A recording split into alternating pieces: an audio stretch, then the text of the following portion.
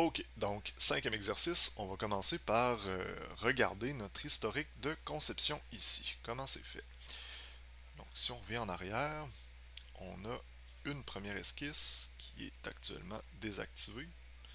Donc on peut activer en cliquant sur l'œil notre esquisse. Si ça ne fonctionne pas, on peut ouvrir le petit menu des esquisses puis voir si c'est pas spécifiquement l'esquisse qui serait désactivée comme ça ici. Donc, donc on commence par une première esquisse.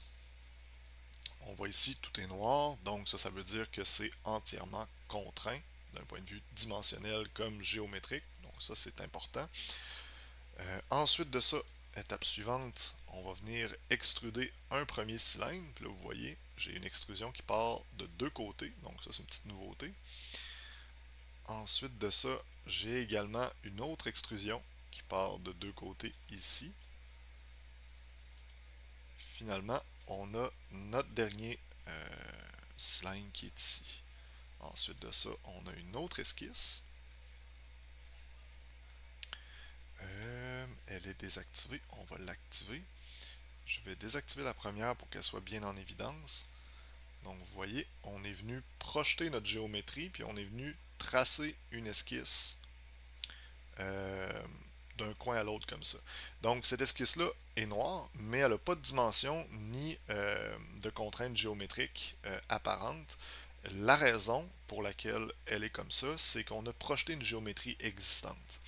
Donc, en projetant une géométrie, on va y revenir dans un instant, plus précisément là, comment on fonctionne pour faire ça, mais en projetant des géométries existantes, donc les arêtes de notre forme dans ce cas-ci, ce qu'on fait, c'est qu'on vient dire à notre esquisse, ben, grosso modo, tu es défini en fonction de ce qui existe déjà.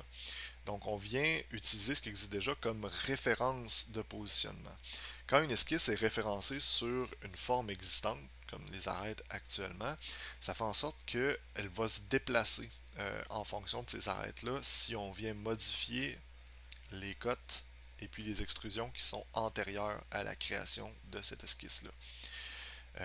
Quand vous projetez des géométries, assurez-vous d'avoir quelque chose qui est relativement bien défini. T'sais, si vous venez supprimer a posteriori des faces, des arêtes ou tout ça dans votre modélisation, vous allez perdre vos références de projection, vous allez redevoir les définir, votre esquisse va devenir jaune. C'est pas dramatique, mais idéalement, on essaye que ça arrive le moins possible.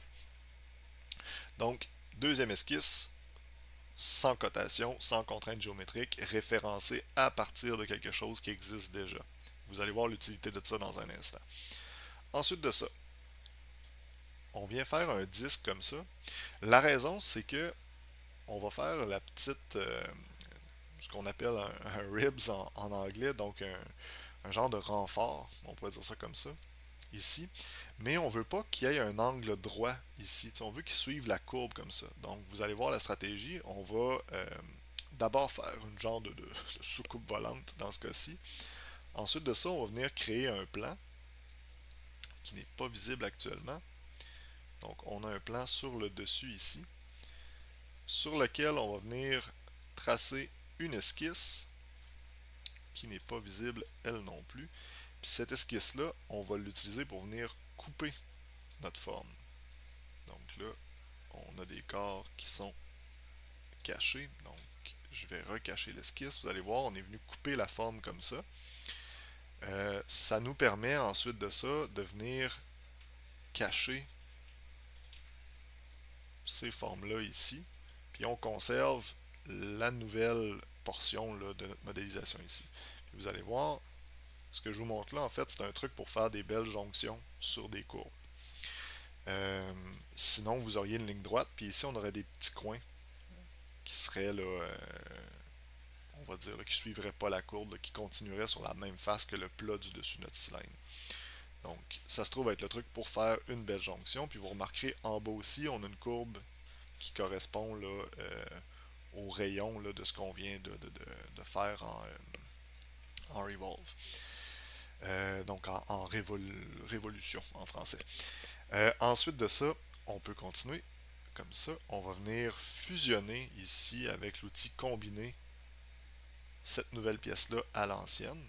Donc elle change de couleur parce qu'elle fait partie maintenant du seul et en fait d'un seul et même corps.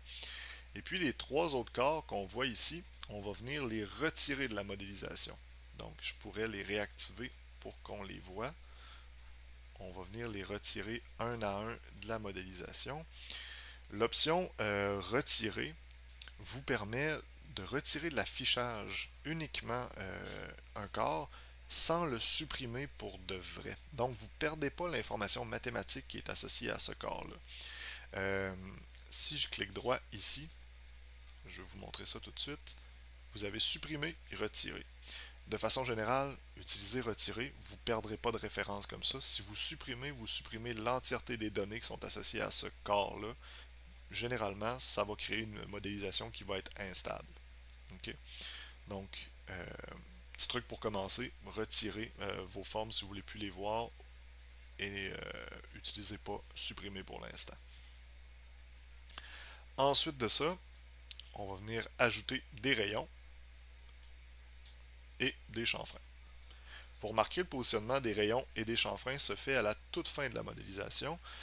C'est une bonne pratique, surtout si vous utilisez de la projection de géométrie comme on a fait là, pour faire notre renfort ici.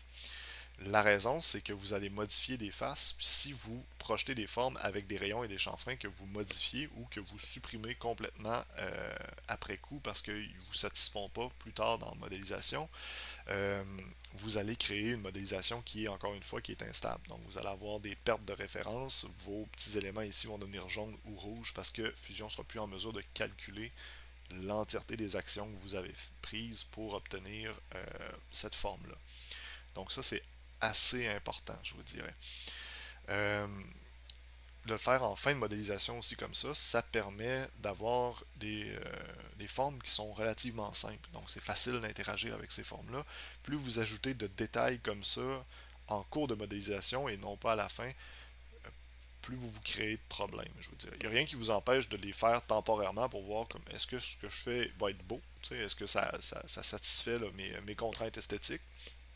Donc vous pouvez les faire en cours de route, faites juste les supprimer au fur et à mesure une fois que vous avez validé que ça ressemble à ce que vous voulez faire, pour les refaire à la toute fin comme ça.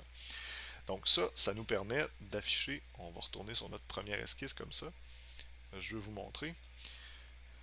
Parce que ici, j'ai pas défini la longueur avec des cotations, mais que je l'ai référencé sur une géométrie existante, qui elle est, je vous dirais, là, du moins sur sa longueur définie par notre esquisse ici. Si je viens changer ma dimension ici, puis que je le mets à 150 par exemple,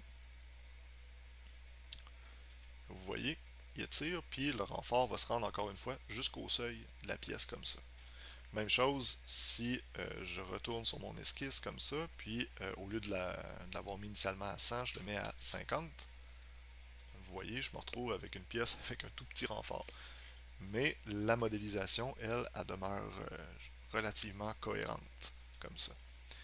Donc, vous n'avez pas une pièce qui se brise si vous la mettez à jour. Même chose pour les diamètres ici. Donc, on pourrait, je sais pas moi, le mettre à 80. Changer de diamètre pour 80 ici. Puis vous voyez, on a une pièce qui se met à jour automatiquement. Donc ça, c'est quand même intéressant. On va passer à une prochaine vidéo où est-ce qu'on va modéliser notre pièce. Donc on se retrouve dans la prochaine vidéo.